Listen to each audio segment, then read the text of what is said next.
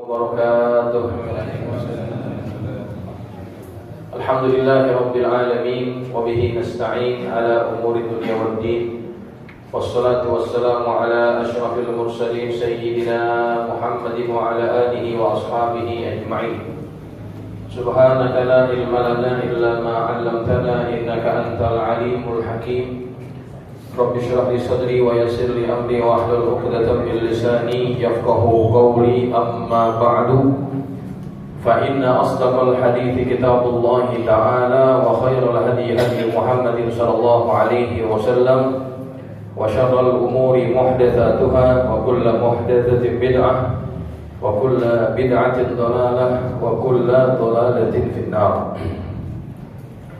Hadirin jamaah Masjid Al-Muttaqin yang dirahmati Allah, puji dan syukur mari sama-sama kita panjatkan kehadirat Allah dengan ucapan alhamdulillah.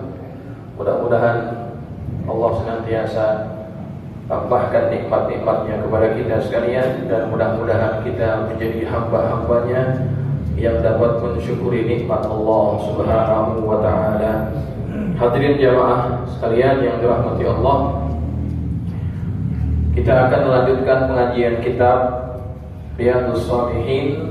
Kita masuk bab yang baru, yaitu babu tahrimidz zulmi wal amri biraddil madhalim.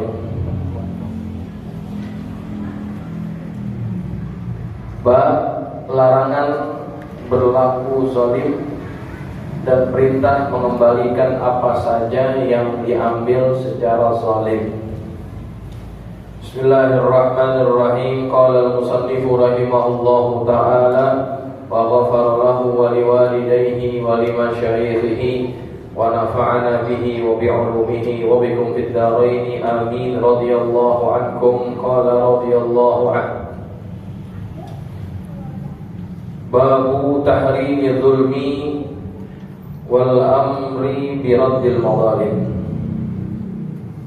Qala Allah ta'ala ma lil zalimin min hamimin wala syafi'in yuta. Allah berfirman, orang-orang yang zalim tidak memiliki seorang pun teman setia maupun penolong yang diterima pertolongannya. Wa qala ta'ala wa ma lil zalimin min nasir.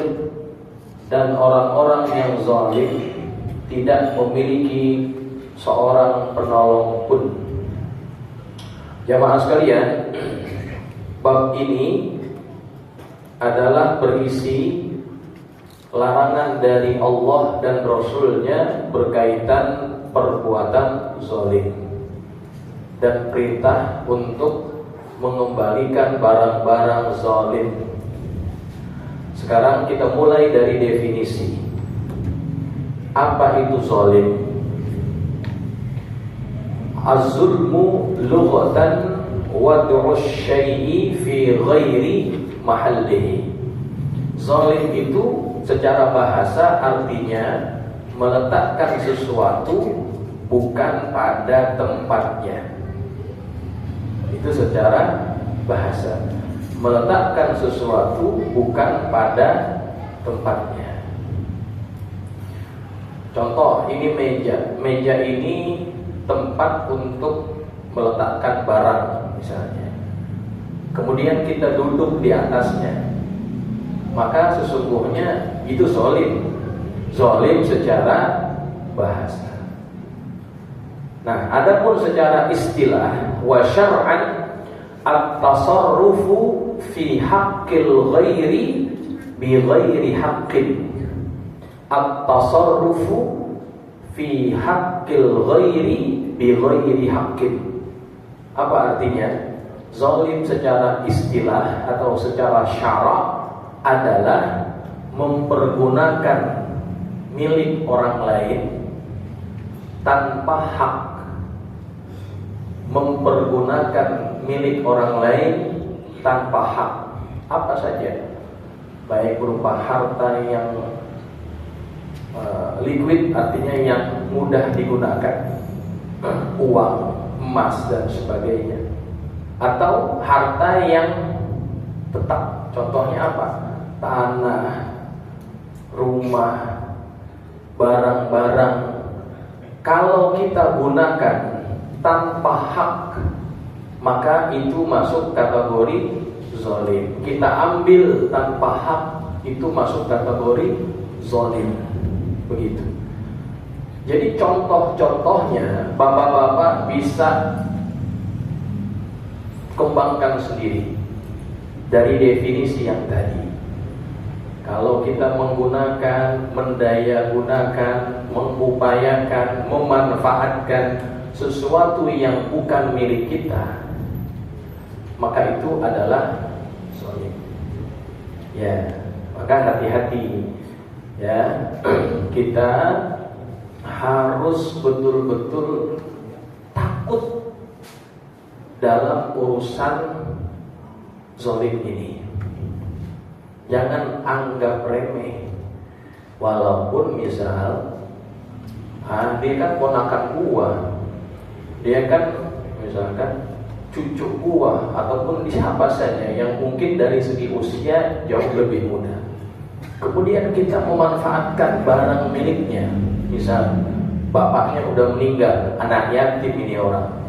Anak yatim tapi dia punya rumah, punya kontrakan, punya macam-macam. Maka dia misalkan sebagai paman, digunakan uang kontrakan si anak yatim tanpa hak. Artinya dia menyalahgunakan apa yang menjadi milik orang lain, maka itu termasuk perbuatan zalim. Contoh tuh ya, contohnya kita bertetangga dengan sebelah rumah kita, ya. Kemudian kita memanfaatkan bahagian rumahnya. Misalnya dengan apa misalnya? Misalnya kita pakai untuk bikin jemuran misalnya. Jemurannya kita punya batang itunya menjorok ke rumah dia ataupun ke halaman dia.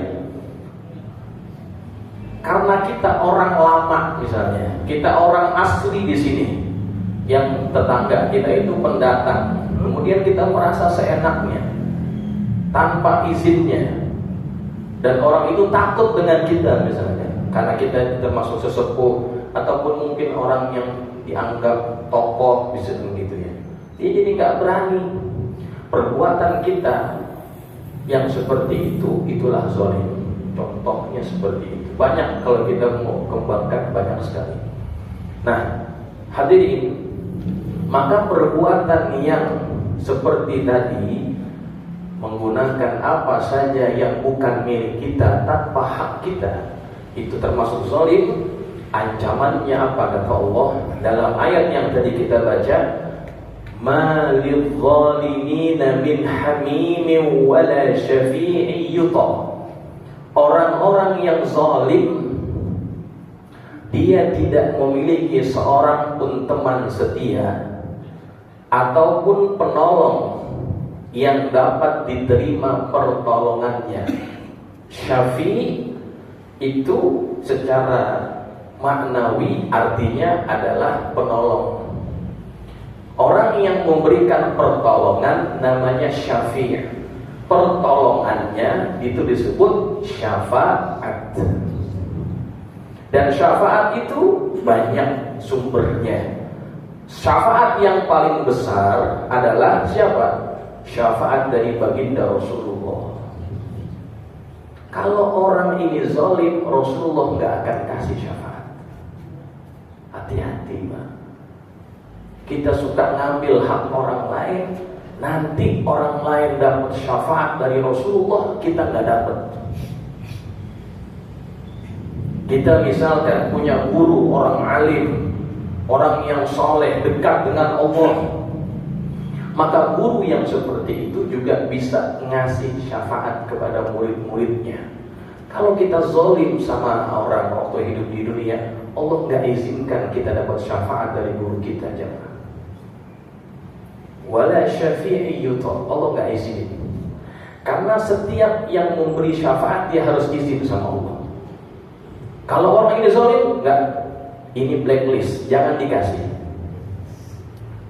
Apalagi yang bisa bikin kasih syafaat kita? Al-Quran. Kata Nabi, Iqra'ul Quran fa innahu ya'ti yaumal qiyamah syafi'an li ashabih. Baca Quran. Nanti Quran itu akan jadi penolong memberi syafaat kepada ahlinya. Kita rajin baca Quran di rumah, di mana, di masjid, di mana-mana lah kita rajin. Tapi kita ini termasuk orang yang zalim kepada orang lain. Maka Quran tidak diizinkan untuk memberikan syafaat kepada orang tersebut. Ya Allah, alangkah ruginya Pak kalau begitu. Siapa lagi Pak?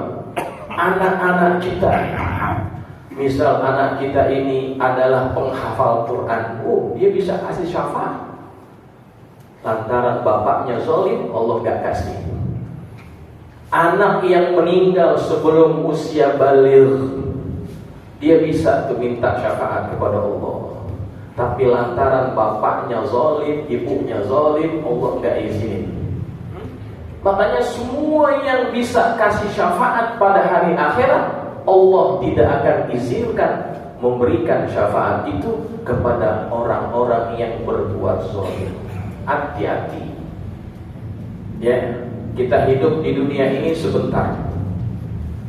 Usia kita sekarang 40, 50, 60 atau 70 tahun. Sebentar lagi kita akan masuk ke liang kubur, kita mati. Setelah kita nanti mati, ada kehidupan setelah kematian kita. Di akhirat itulah Allah akan berbuat adil. Orang-orang yang pernah kita zolimi, dia nggak bisa dapat keadilan di dunia ini. Nanti di akhirat dia minta keadilan itu kepada Allah. Allah yang maha adil akan membalas setiap perbuatan orang-orang yang zalim, jamaah. Jadi jangan mentang-mentang ya kita lebih tua, kita lebih pinter, kita lebih kuasa, kita lebih dipandang, atau lebih macam-macamnya. Maka atau lebih kaya barangkali, sikap keadaan kita yang lebih itu jangan sampai kita menzolimi orang lain. Begitu jamaah. Apalagi nih hati-hati, kawasan kita ini adalah kawasan yang dianggap cukup padat penduduknya. Ya, udah gang, ada gang lagi, ada gang lagi, kan padat banget itu. Gang dalam gang. Biasanya orang kalau bertetangga yang sangat dekat itu pasti ada gesekan antara sesama tetangga. Hati-hati, jangan sampai gesekan itu bikin kita jadi berbuat zalim sama tetangga kita. Rugi Pak. Menang jadi abu, kalah jadi arang. Apa yang untung? Nggak ada. Apa kita sekarang kalau kita merasa menang, kemudian kita dapat keuntungan? Tidak dapat keuntungan apa. Makanya istilahnya menang jadi abu, kalah jadi arang. Begitu. Maka jamaah sekalian ingat hadis ini, ingat ayat ini. Orang-orang yang zalim dia tidak akan punya teman setia dan tidak ada penolong yang diterima pertolongannya. Ya Allah. Baik jamaah sekalian, kita teruskan hadis yang ayat yang di bawahnya. Kata Allah, wa ma lidh-dhalimin min nasir. Hampir mirip dengan yang di atas. Dan orang-orang yang zalim tidak memiliki seorang penolong pun. Nah, kalau di atas bahasanya syafi, kalau yang di bawah bahasanya nasir, begitu. Ya, sama intinya memberikan pertolongan. Kalau syafi itu identik di mana? Di hari akhirat. Nah, di dunia itu bisa juga menggunakan istilah nasir. Ya. Artinya orang yang zalim gak akan ada yang mau nolongin dia. Di akhiratnya gak ada bisa yang nolong dia. Di dunia orang segen nolongin dia. Begitu kan? Biarin aja tuh dia. Emang dia begitu orangnya, giliran susah orang pada dikira. Kenapa? Orang itu zalim, gak ada yang mau nolongin. Ya, jadi hati-hati. Sekali lagi saya ingatkan, hati-hati berkaitan dengan hak orang. Ya, untungnya nggak seberapa, susahnya seumur-umur. Dosa kita akan pikul walaupun kita sudah tidak dari dunia ini. Nah, itu yang takut kita. Nah, jamaah yang dirahmati Allah, itu ayatnya. Sekarang kita masuk kepada hadisnya. Wa ammal ahaditsu faminha haditsu Abi Dzar radhiyallahu anhu al-muqaddam fi akhir bab mujahadah. Adapun hadis-hadis antara lain adalah hadis Abu Dzar yang telah disebut pada akhir bab mujahadah. Pernah kita bahas hadis Abu Dzar. Kemudian kita lihat hadis yang pertama dalam bab ini. Wa an Jabir radhiyallahu anhu anna Rasulullah sallallahu alaihi wasallam qala ittaquz zulma fa inna zulma zulumatun yaumal qiyamah wattaqus syuhha fa inna syuhha ahlaka man kana qablakum hamalahum ala an safaku dima'ahum wastahallu maharimahum. Kata Nabi, takutlah kepada kezaliman, karena kezaliman itu adalah kegelapan yang ada pada hari kiamat. Dan takutlah terhadap sikap kikir, karena kikir telah membinasakan orang-orang sebelum kalian. Sifat kikir telah menyebabkan mereka menumpahkan darah mereka dan menghalalkan apa-apa yang diharamkan kepada mereka. Oh, ini hadis ini menakutkan sebetulnya. Hadirin jamaah sekalian, Nabi mengatakan ittaquz zulma. Ittaqu itu seakar kata dengan takwa, ya. Kata jadian daripada ittaqa yattaqi itu adalah takwa. Waqa yaqi wiqayah. Waqa yaqi wiqayatan takwa, itu sama. Apa artinya? Perbuatan untuk kita melindungi diri, itu takwa. Maka ittaqu di sini diterjemahkan takutlah kalian, hindarkanlah kalian dari apa? Dari kezaliman. Zulma atau artinya kezaliman. Fa inna zulma zulumatun yaumal qiyamah.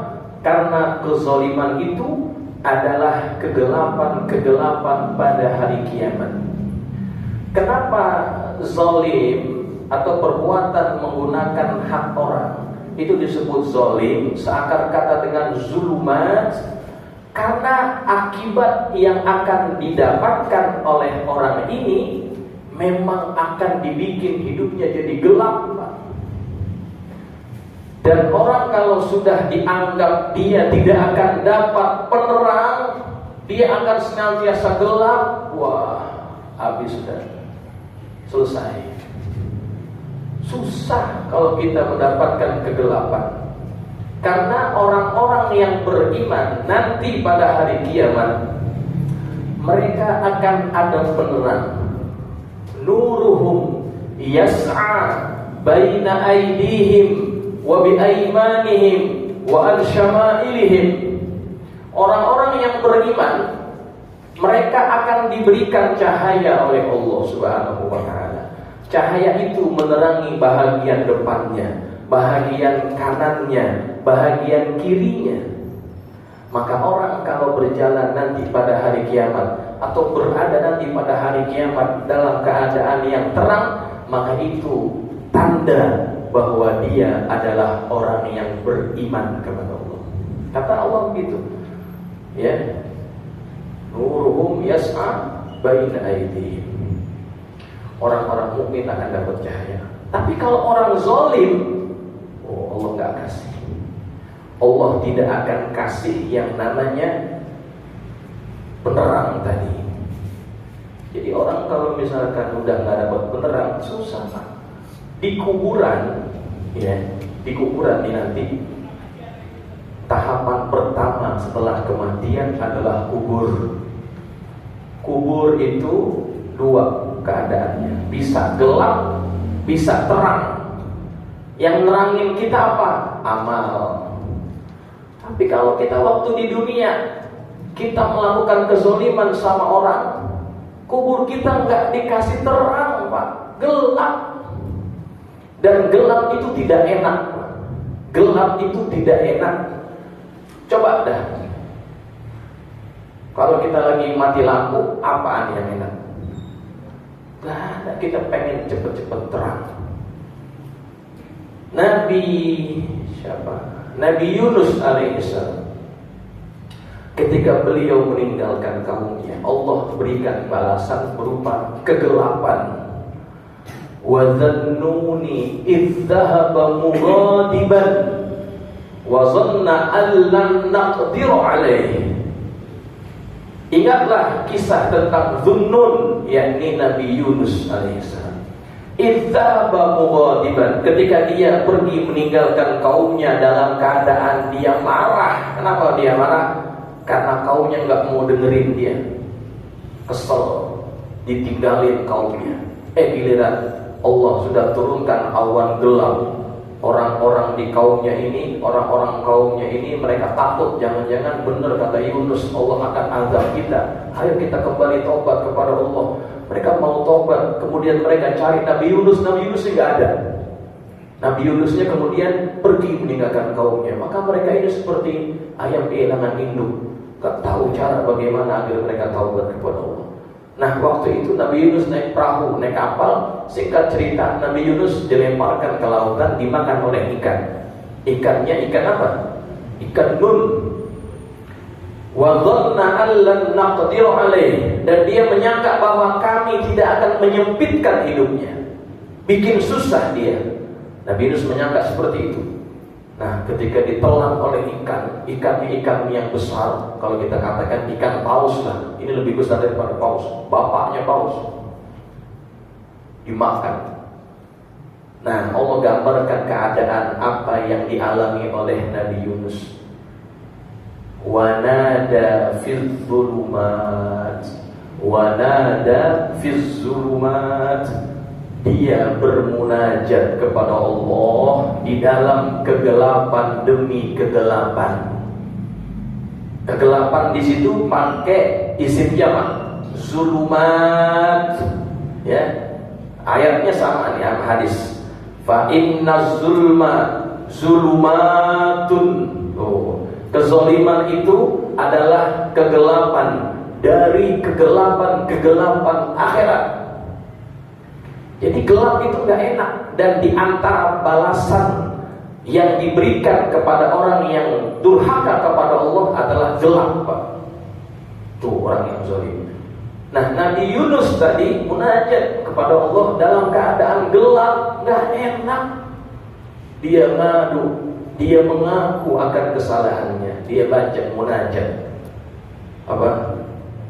La ilaha illa anta subhanaka inni kuntu minadh dhalimin. Dibaca, dikeluarin oleh Allah dari perut ikan yang gelap. Kegelapan demi kegelapan yang dialami Nabi Yunus, kegelapan ikan, kegelapan lautan. Karena ikan yang besar itu biasanya berenang bukan di laut yang cetek atau yang ini, tapi di laut dalam, gelap. Kegelapan apalagi kegelapan malam, gak enak Pak. Tuh. Nabi Yunus doa seperti itu. Nah, ini faedah sedikit. Kalau kita punya masalah, gak kunjung selesai masalah kita, lazimkan baca doa Nabi Yunus. Banyak-banyak baca doa Nabi Yunus, insya Allah kasih jalan keluar. Ya, itu faedah. Nah, jamaah sekalian, kita kembali kepada hadis. Jadi orang-orang yang zalim kita harus menjauhi perbuatan tersebut karena orang-orang yang zalim akan mendapatkan kegelapan akhirat. Kemudian jamaah yang dirahmati Allah, kemudian kata Allah lagi, wattaqus syuhha, takutlah terhadap sikap kikir, syuh. Fa inna syuhha ahlaka man kana qablakum, karena kikir itu telah membinasakan orang-orang sebelum kalian. Jamaah, saya mau jelaskan sedikit di sini. Ada yang namanya syuh, ada yang namanya bakhil. Itu dua kata yang berbeda sebetulnya, cuma diterjemahkan ke dalam bahasa Indonesia kikir. Syuh kikir, bakhil kikir. Cuma kalau syuh ini dia lebih parah daripada bakhil. Wasyuh asyaddul bukhli. Syuh itu lebih parah daripada bakhil. Apa padanan bahasa Indonesia untuk orang yang kebangetan bakhil? Apa namanya? Kan padanannya kikir, pelit, medit, korek, pantat kuning, bulu gasiran, apa lagi? Itu kan padanan katanya, tapi maknanya hampir mirip. Nah, saya akan menjelaskan perbedaan antara bakhil dengan syuh. Bakhil itu dia nggak mau berbagi kepada orang dari apa yang dia punya. Itu bakhil. Punya dia nggak mau kasih ke orang. Itu namanya bakhil, bin medit, bin koret, sama itu. Tapi kalau syuh, kalau syuh dia nggak mau, nggak seneng orang lain dapat pemberian yang itu bukan dia yang kasih, Pak. Coba, sampai orang yang ngasih ke orang lain dia nggak demen, padahal bukan punya dia. Coba, kalau punya dia sih masih nggak mendingan juga sih. Bakhil sama apa yang mendingan. Tapi itu bakhil punya dia nggak mau ngasih ke orang, itu namanya bakhil. Kalau orang lain yang punya, orang itu ngasih ke orang lain, dia nggak demen, tuh namanya syuh. Makanya kata Nabi, salasun muhlikat, 3 perkara yang membinasakan. Apa itu? Syuhun muta', kikir yang ditaati. Kemudian yang kedua, hawan muttaba', hawa nafsu yang dituruti. Wa ijabul amri binafsih, rasa takjub seseorang terhadap dirinya. Ini 3 perkara yang membinasakan orang. Ini yang pertama, kata Imam Ghazali, penyakit yang berbahaya bagi manusia adalah namanya hasad, Pak. Apa itu hasad? Dengki, iri. Nah, iri ini adalah buah daripada syuh. Ada kaitan. Makanya dia masuk kategori perkara yang membinasakan.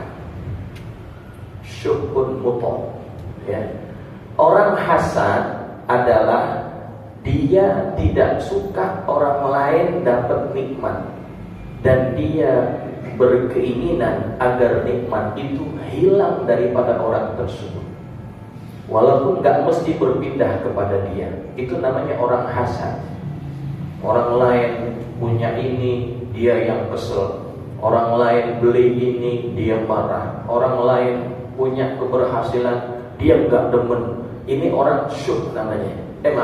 Ini orang hasad. Nah, hasad ini sumbernya dari syuh tadi.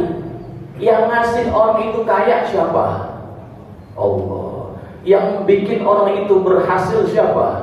Allah. Yang bikin dia sukses siapa? Allah. Yang kasih Allah, dari karunia Allah. Kenapa dia yang kesel? Itu namanya syuh, Pak.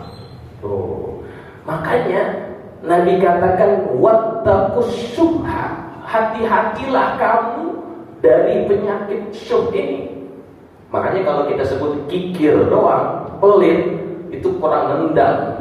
Jadi syubh ini bapaknya kikir.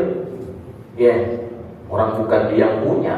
Ya, dia dapat nikmat, dia dapat nikmat daripada Allah, dia yang enggak suka. Tuh saking pelitnya tuh. Nah, kata Nabi, fa inna syubha ahlaka man kana qablakum. Syubh ini adalah penyakit yang membinasakan umat sebelum kalian. Jadi saya tadi sebutkan, syubh ini melahirkan sikap atau sifat yang namanya hasud atau hasad. Hasud ini luar biasa. Kalau orang sudah punya sifat hasad, dia kalau sudah merealisasikan hasadnya itu bahaya sekali. Ya, bahaya sekali. Kata Nabi juga dalam kata Allah dalam Quran, qul a'udzu birabbil falaq min syarri ma khalaq wa min syarri ghasiqin idza waqab wa min syarri hasidin idza hasad. Kita minta pertolongan dari Allah kepada Allah dari apa? Dari keburukan orang yang hasad apabila dia hasad. Artinya apabila dia merealisasikan hasadnya itu. Bagaimana tuh misalkan ada orang jualan sama, yang satu nasi uduk, yang satu nasi uduk, ya. Ini yang satu jualannya duluan, ya. Ini jualannya duluan, senior ceritanya, senior. Datang nih, baru pindah kontrak lagi, dia jualannya nasi uduk. Giliran dia jualan banyak, Pak. Ini yang jualan duluan, kira-kira perasaannya gimana? Hah? Jualannya sama. Tiba-tiba yang biasa beli di sini pindah ke sini. Kira-kira kesel gak tuh yang ini? Biasanya kesel. Ya. Macam-macam tuh. Nah, biasanya kalau orang sudah dihinggapi perasaan hasad, pikirannya jadi macam-macam. Jangan-jangan dia pakai Polaris kali itu. Tuh, ngomongnya begitu. Jangan-jangan dia datang ke dukun. Masa langganan gue pada pergi semua ke dia. Tuh, pikirannya jadi macam-macam. Mulai dari negative thinking atau suudzon. Habis suudzon, nuduh.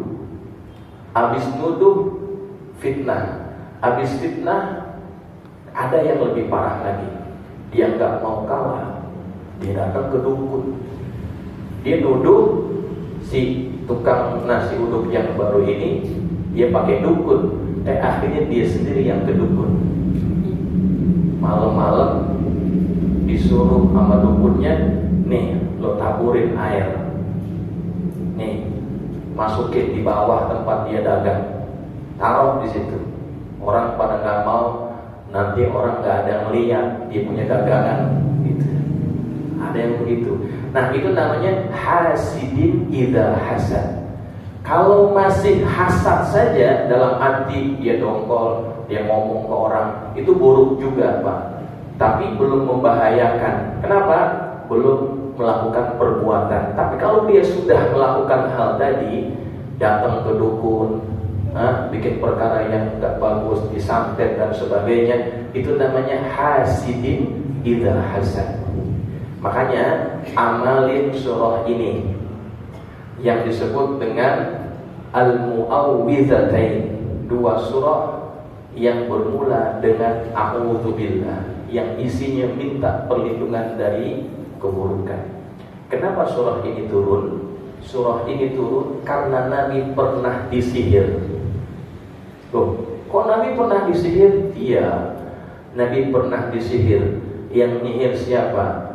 Yang nyihir orang Yahudi, namanya Labid bin Al-Aqsa. Labid bin Al-Aqsa disihir Nabi. Ya.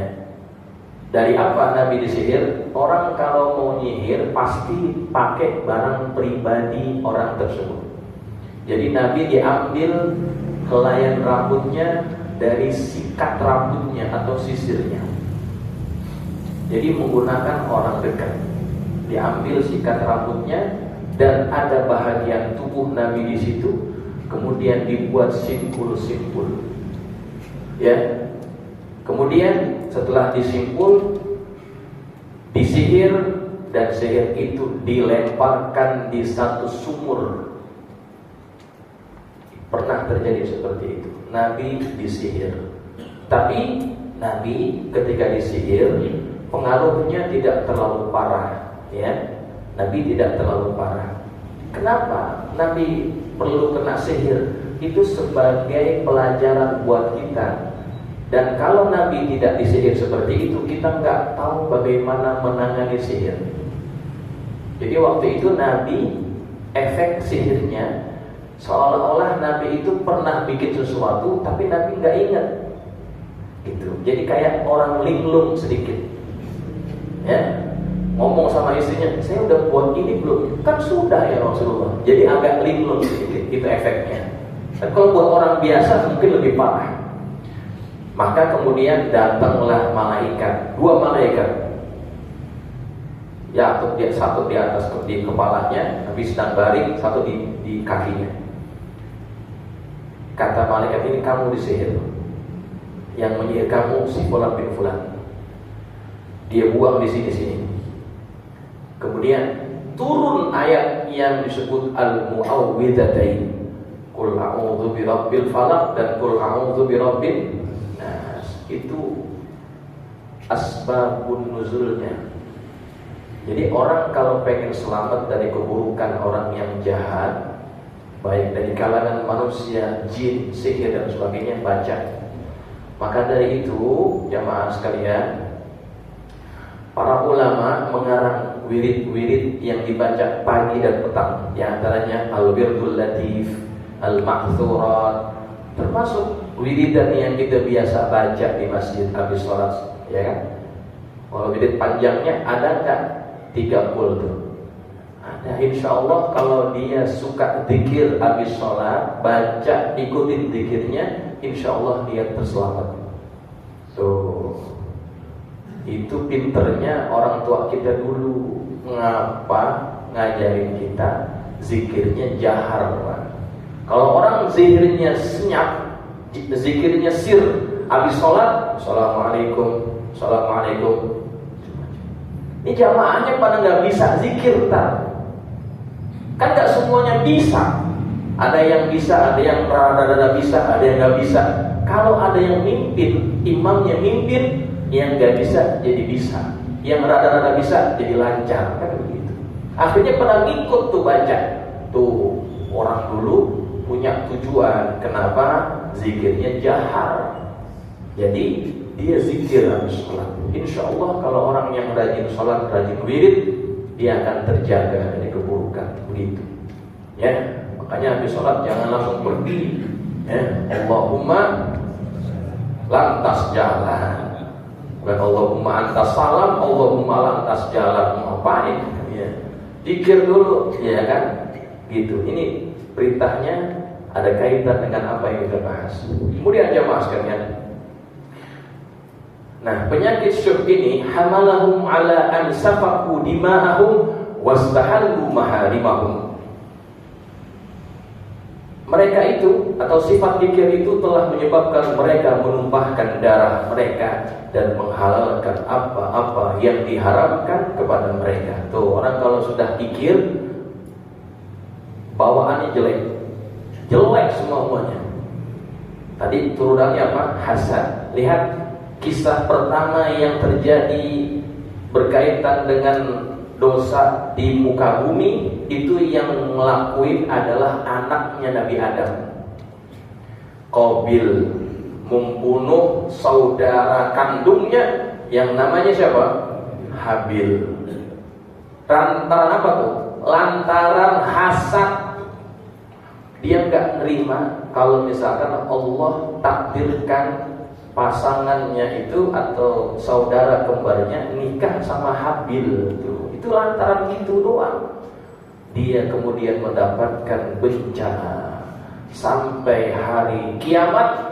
Qabil dapat saham dosa membunuh. Setiap orang yang membunuh orang lain tanpa hak, maka Qabil dapat sahamnya. Kenapa? Karena dia nyontohin perbuatan pembunuhan pertama kali. Coba tuh, gak ada bagus-bagusnya. Dosa yang pertama terjadi di langit dilakukan oleh iblis. Gara-gara apa? Gara-gara iblis gak demen ketika Allah menyuruh malaikat, termasuk dia yang sudah dinaikkan derajatnya setara dengan malaikat, untuk sujud kepada Adam. Dia gak mau. Ana khairun minhu, katanya, saya lebih baik daripada dia. Kan gua lebih tua, kan gua lebih pintar, misalkan, kan gua lebih daripada dia. Ana khairun minhu, aku lebih baik daripada dia. Khalaqtani min nar, engkau ciptakan aku daripada api. Wa khalaqtahu min tin, engkau ciptakan dia daripada tanah. Ogah dia. Nih, ini sifat-sifat yang seperti ini, sifat yang membinasakan. Dari apa puncaknya? Dari apa puncanya? Dari apa sumbernya? Dari syirk tadi, kikir, ya. Maka hati-hati dengan sifat ini. Termasuk tadi zalim. Jangan sampai kita berlaku zalim kepada orang lain, karena kezaliman itu adalah kegelapan dari kegelapan hari kiamat. Jamaah sekalian, sampai di sini dulu taklim kita berkaitan tentang larangan berbuat zalim. Insyaallah kita akan sambung minggu yang akan datang. Ada yang mau tanya, silakan tularnya. Iya, silakan. Berkaitan zalim tadi yang mau barang bukan tempatnya. Pertama saya adalah saat ini kan banyak di jalan-jalan tak ya, apa nih? Jalan kita dipakai parkir mobil. Nah, ini termasuk kan haknya. Nah, itu bagaimana tak? Terima kasih. Ya, ini masalah yang umum, hampir di mana-mana terjadi seperti itu. Parkir di pinggir jalan, apalagi menutupi pintu gerasi orang lain, ya kan? Itu zalim atau tidak? Zalim, ya, zalim, nyusahin dia. Orang mau keluar jadi susah. Kata dia, lah emang jalan dulu. Kata yang parkir nih, emang jalan dulu. Ya memang bukan jalan gua. Lu parkir di sini emang di tanah siapa? Gitu. Nah, itu namanya zalim, ya kan? Kalau mau parkir, ya kan, di depan gerasi orang, izin. Itu jangan sampai kita nyusahin orang. Ya, termasuk jalan itu hak umum. Jangan sampai kita parkir di jalanan, di pinggir jalan, ganggu orang lain. Itu nggak boleh. Begitu. Itu namanya zalim, Pak. Orang lain punya hak, kemudian kita ambil hak itu tanpa kebenaran. Itu zalim. Ya, jangan sembarangan. Kalau misalkan kita nggak tahu orangnya, kita ketok nggak keluar, kasih nomor telepon di depan kaca mobil kita. Misalkan kita sudah izin tapi tidak ada yang buka. Kalau misalkan Bapak mau keluar, tolong hubungi nomor ini, gitu. Itu bisa seperti itu. Artinya jangan sampai kita nyusahin orang, itu zalim. Oke? Oke ya, cukup ya. Jamaah, seperti yang sudah saya umumkan minggu lalu, insya Allah hari Ahad ini kita ada program bakti sosial berupa cek kesehatan gratis. Kita kerjasama dengan Fakultas Kedokteran UIN. Ternyata bukan Syarifiyatullah, ternyata Syarif mau apa? Sultan Hasanuddin. Betul kan? Syarifiyatullah, betul ya? UIN Syarif Hidayatullah Jakarta. UIN Jakarta kita kerjasama.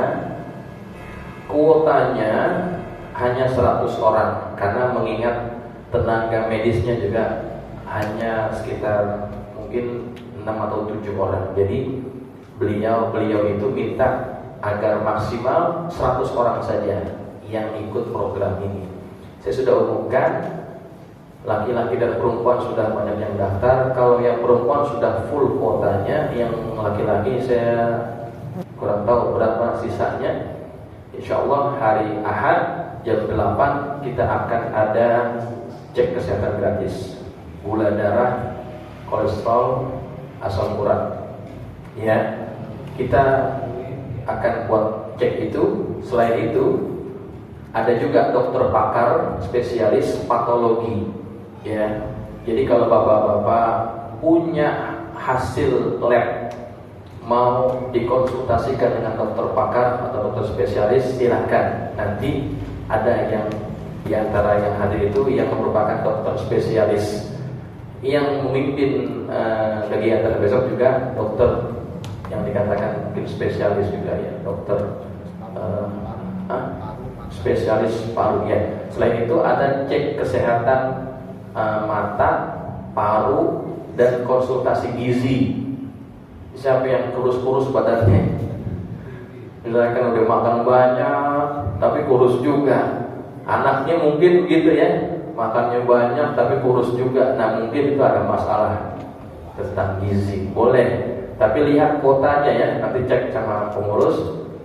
Yang perempuan sudah penuh, yang laki-laki dengan Pak Zul, nanti cek sama beliau apakah masih ada. Ya, ini merupakan kegiatan yang pertama dalam hal kesehatannya di masjid. Mudah-mudahan bisa berlanjut tahun-tahun yang akan datang. Jadi kita akan mulai pada pukul 8. Ada seminar sebentar sekitar 30 menit berkaitan dengan kesehatan dan penyakit degeneratif. Usia-usia seperti kita nih 40, 50, 60 sangat penting mengetahui hal tersebut. Ya, kalau mau datang doang misalkan seminarnya, saya kira nggak apa-apa ya, lebih dari 100 ya. Mau denger doang gitu, nggak apa-apa. Kalau lebih dari kuota nggak apa-apa. Tapi kalau untuk ceknya cuma 100, karena kita menyiapkan alat untuk mengukur strip-stripnya itu kita harus beli dan sudah berjumlah cukup 100 ya. Nah sekali lagi jamaah sekalian, saya ingin mengajak jamaah sekalian untuk ikut serta dalam kegiatan kurban yang akan diadakan di masjid kita. Update yang saya dapatkan, sapi urunan sudah cukup 2 ekor. Kita buka yang ketiga. Saya kurang tahu berapa sekarang yang ketiga. Ya, insya Allah kita akan tambah terus. Mudah-mudahan sampai hari hanya bisa berjumlah 8 atau 10 atau bahkan lebih. Karena semuanya itu nanti kita akan edarkan, kita akan bagikan kepada warga di sekitar masjid, di lingkungan RW 1, RW 2 dan sebagian RT RW 3 ya. Ya, mudah-mudahan jamaah yang diberikan kelapangan rezeki bisa ikut serta dalam kegiatan ini. Demikian jamaah sekalian yang bisa saya sampaikan dalam bermanfaat. Al-Fatihah. Alhamdulillah, syaitanirrajim. Bismillahirrahmanirrahim. Alhamdulillahirabbil alamin. Arrahmanir rahim. Maliki yaumiddin. Iyyaka na'budu wa iyyaka nasta'in. Ihdinas siratal mustaqim. Siratal ladzina an'amta 'alaihim ghairil maghdubi 'alaihim waladdallin. Amin. Bismillahirrahmanirrahim. Alhamdulillahirabbil alamin. Allahumma shalli ala sayyidina Muhammad wa ala ali sayyidina Muhammad. Allahumma anfa'na bima 'allamtana wa 'allimna ma yanfa'una. Allahumma zidna wa la tanqusna wa akrimna wa la tuhinna wa 'afina wa la tahrimna wa athirna wa la tu'thir 'alaina wa ardina warḍ 'anna. Allahumma inna nas'aluka bi haqqi Fatimata wa abiha wa 'aliha wa baniha. Iftah 'alaina wa 'ala awladina wa talaqina futuhal 'arifin. وفقنا وإياهم في الدين وارزقنا كمال الإخلاص واليقين. اللهم ارزقنا فهم النبيين وحفظ المرسلين وإلهام الملائكة المقربين برحمتك يا أرحم الراحمين. اللهم اجعلنا من الذين يستمعون القول فيتبعون أحسنه. وصلى الله على سيدنا محمد وعلى آله وصحبه وسلم والحمد لله رب العالمين. والسلام عليكم ورحمة الله وبركاته.